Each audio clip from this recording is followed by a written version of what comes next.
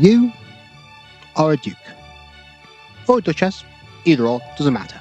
But point is, one day you're minding your own business, doing some duke things, when... Uh-oh. That sounds like a dragon burning down a village. Oh yeah, that's a dragon burning down one of your villages. But it's okay. Don't panic. I'm sure a group of lucky adventurers will come through that door any minute to deal with that pesky dragon. Any minute. Any minute. Now. Okay, no plucky adventurers. It's okay. You're a duke. Just send a message to the king. I'm sure he'll be able to help you. Hey, you got a reply already. That's a pretty good sign. Okay, guess you're on your own. Good. You're a duke. You're a noble. You have resources to go around and to throw at this. You got this. Hopefully. Hello, I'm Bearded Halfling, and today we're going to look at what to do when you're faced with this situation. How can you best deal with a dragon when the adventurers aren't around? This video is a part of Dragon Week, a big collab organised by Pointy Hat and Genie D. Loads of really great creators have gotten involved in this, so when you've done this video, make sure you go check out their inclusions in this, because hopefully it should give a very broad overview of exactly what dragons are, some great insights into dragons in your TTRPGs. But anyway, a dragon has just moved into your duchy and is now burning villages, killing peasants, and generally causing a bit of a ruckus. How can you best deal with it? Well, first thing we need to do is let's set some victory conditions. So, in this situation, you will win if you either kill the dragon or force it to leave. Either of these should be considered a victory. And if you force a dragon to flee with its tail between its legs, they're normally smart enough they wouldn't return anyway. The dragon wins by either forcing you to pay a regular tribute, eating away at your resources, or if it manages to kill you. Now, attempting to pay off the dragon could work, but that is realistically a victory for the dragon. At the end of the day, it's not going to leave you alone so long as you have tribute it can take from you. So it will bleed you dry and then probably try and eat you anyway. So let's look at your adversary in this conflict.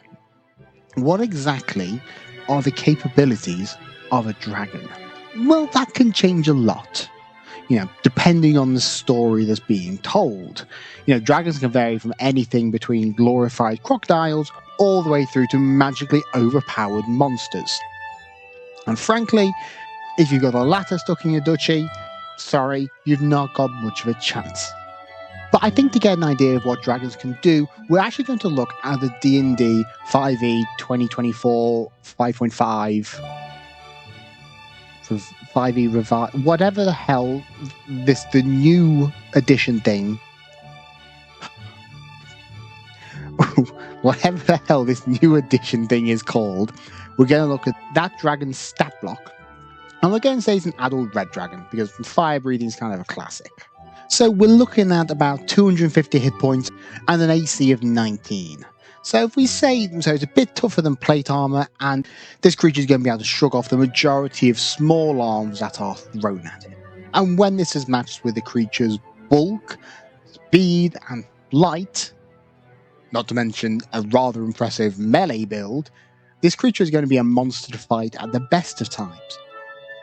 Never mind when you then also have to consider its fiery breath.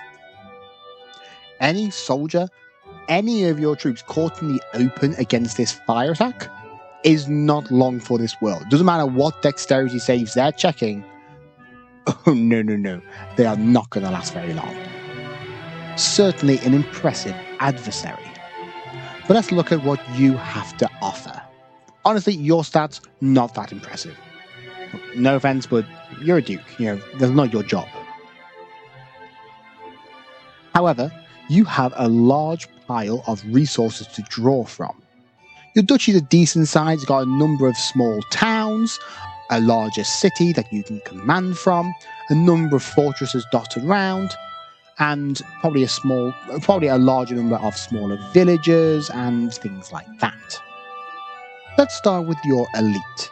As a duke, you can probably call forward probably a couple of dozen well-equipped, well-trained knights. These knights are your household retinue. They are elite, well-equipped, and should be able to deal a nasty blow in melee combat, as well as being decently trained with weapons like crossbows. Additionally, you can call forth the militias. Now, your town militias and your city militias are actually quite well decently equipped. These are your middle-class city-goers and your burghers and your yeomen. They pay for their own equipment, and being fairly well off, they can normally afford quite good equipment. Additionally, thanks to meeting up for regular training, they're actually quite well disciplined, trained, and honestly can form quite a formidable force. This town and city militia is going to form the backbone of your professional elite forces. Going into battle with bill, spear, and most importantly, large numbers of ranged weapons. Now, depending on what sort of culture you're from, you might be more English and might lean more towards the longbow, or you might be more mainland Europe and more favour things like the crossbow. In this situation, it doesn't really make too much difference. So we're going to say you have a corps of well-trained crossbowmen at the ready. In addition to this, you do have your village militias and your peasants you can call in to help you fight. How much support these guys are going to be is more doubtful. These are probably more what you'd expect from the guard stat line. But they can at least be trained well to defend fortresses, hold defensive positions, and, you put enough crossbows in their hands and they can probably take a couple of hit points off a dragon at a push. But for the most part, we're not going to rely on these guys for combat. These are going to be helping manning fortresses and doing a lot of your grunt work, as it were. And let's not forget, you are still a duke. You do have quite a lot of resource and influence that you can draw upon, potentially to hire specialists or mercenaries. And with this influence and money, you're able to hire a small amount of mercenaries. We'll mention these guys a bit later on, but they're a nice professional force to help bulk out your troops, as well as drawing upon some local clerics to help for healing, and we'll say, just for clarity's sake, you've hired a dragon hunter mercenary. This guy knows exactly what they're talking about and knows what tactics to employ against dragons. We'll also say that you have an engineer, but we'll see what this guy does later on. This is quite a professional, decently well-equipped force. Admittedly, it's mostly used to dealing with bandits rather than dragons, but will make do. So let's talk first steps. What's the first thing you do as a duke when you see this dragon? Well, the first thing you need to do is enter into what I will call siege mentality. Your entire duchy is essentially now under siege by this dragon. Any isolated villages or hamlets can be easily destroyed by this rampaging dragon, and so don't try to defend them. You pull all of your villagers and your peasants inside the various fortresses and walled towns of your duchy. Any animal which cannot be brought inside the protective walls of these towns or fortresses should be slaughtered, and their corpses burnt. What you've just done is cut off the dragon's main food supply. Without being able to hunt down the livestock in your fields, it will now start struggling for food. Now, in an ideal situation, it will see this and will think that conquering your duchy is no longer worth the hassle and will now move on. But unfortunately, you're not that lucky. The dragon has decided to try and wait it out. Now, theoretically, you should now have the advantage. A dragon can't exactly store meat and requires multiple fresh kills a day to sustain itself. Your peasants, on the other hand, are used to not dealing with food anyway, so let them starve a little bit. It'll do them some good. By keeping all your people inside the walls of fortresses and walled towns, you have kept them safe. But with every passing day, you are still losing people and income, as well as running the risk of the dragon cracking out one of your fortresses or towns and being able to gorge itself on the food within. You've put the dragon on the back foot, but you still benefit from ending this, and quickly. And to do this, you will need to deal a decisive blow against the dragon. You could march straight on the dragon's lair, but being isolated in the mountainous terrain is a very easy way to become feudal barbecue. But thanks to your siege tactics, the dragon is also desperate for a climactic fight, meaning you can set the terms and conditions of your encounter with them. First thing to do is to make sure you have eyes on the dragon at all times. Use mounted scouts to track the dragon's movements. Ideally, they can use ascending or message spells to keep on top of the dragon's whereabouts. But during the cover of night, you choose a suitable hilltop near your capital and begin preparations. Remember when we talked about the engineer from earlier? Well, this is when they come in use.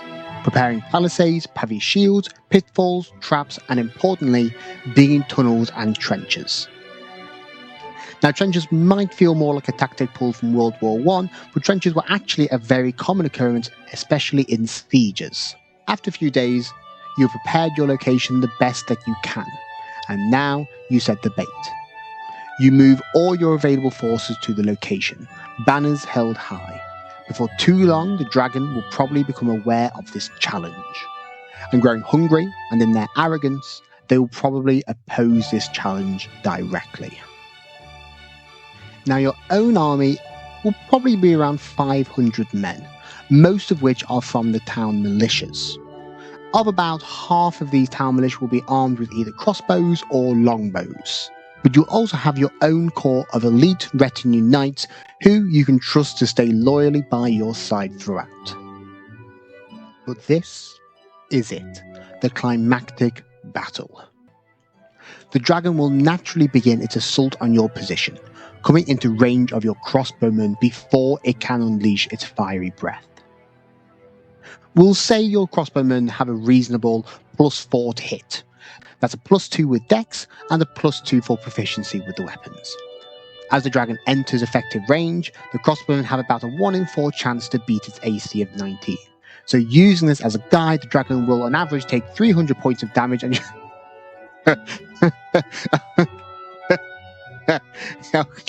it'll just die. Okay. Why is anyone ever worried about dragons? Like, just get 200 guys, give them crossbows, and just shoot them out the sky. Okay, maybe using the exact stats wasn't the best way of doing about this. Right, so let's rewind a minute. The dragon enters range of your crossbows and begins taking damage, but retaliates with his fire breath. This is going to cause some damage amongst your lines, but thanks to your troops' defensive positioning, damage is relatively light.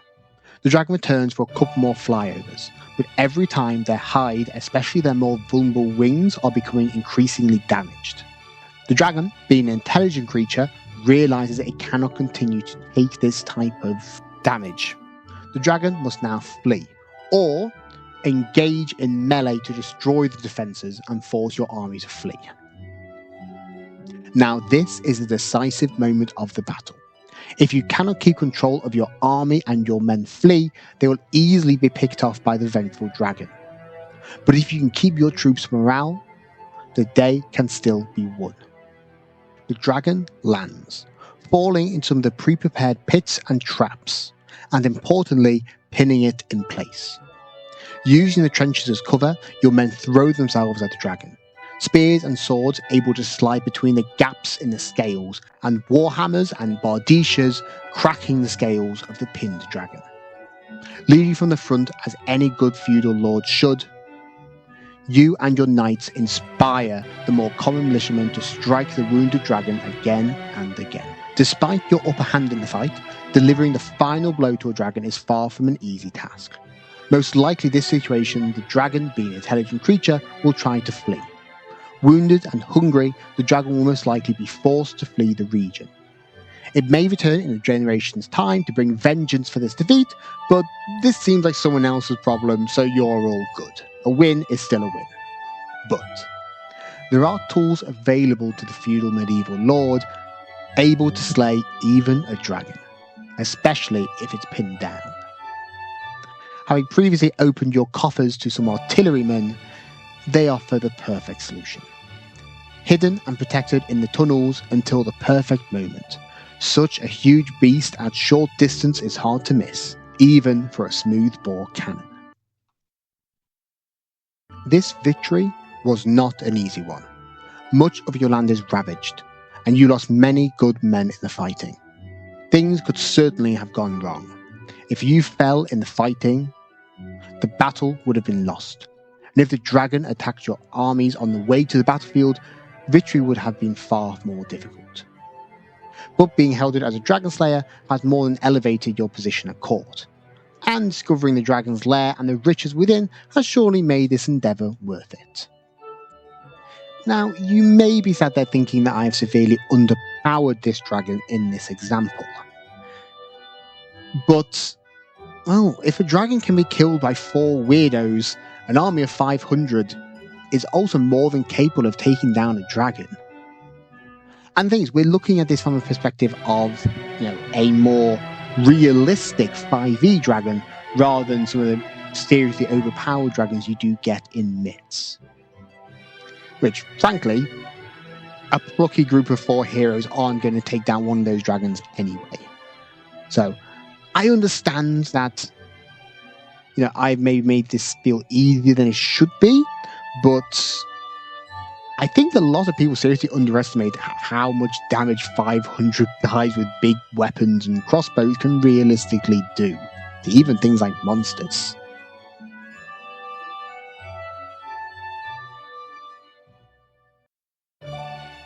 But, yeah, that's basically everything. If there's something that you think I've missed off, especially about the dragon's power levels or any other technologies that might be available to medieval lords that might have made this fight even easier, do feel free to put them in the comments below. This is a very interesting topic to me, and I actually love talking about how everyday people and everyday lords and knights might deal with monstrosities that they might find in a fantasy world, which hopefully I might do more in the future. As I said previously, this has been part of Monster Week, Dragon Monster Week, whatever. So please do check out the other videos, especially ones in this playlist. But yeah, I'm Bearded Halfling. If not already, please subscribe and watch out for my next video, which hopefully should also be quite interesting. But for now, I'm the Bearded Halfling, and thank you for listening.